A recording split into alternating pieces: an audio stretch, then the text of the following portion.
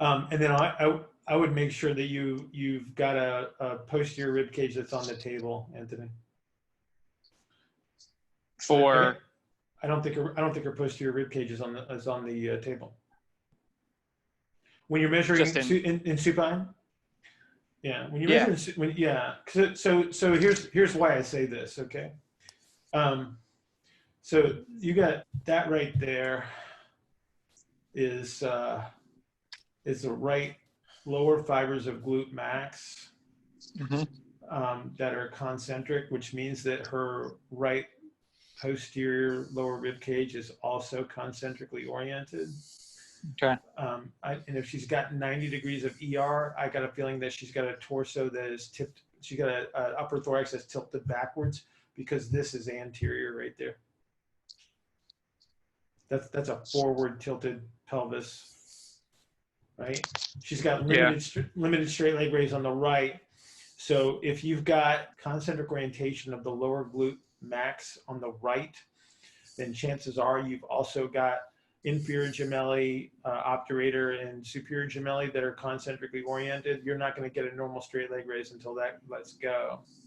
But you got to get the lower fibers of glute max to go first. Because Bill, any considerations with SLR from a rotational standpoint, similar to flexion?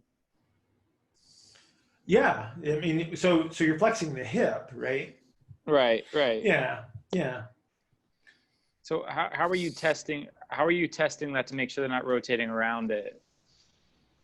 Similar to flexion, to shoulder flexion. Well, I mean, is the pelvis rocking from side to side as you do your straight leg raise? Gotcha. So when you have a limited straight leg raise, okay, so here's what's going to happen when the straight leg raise is limited.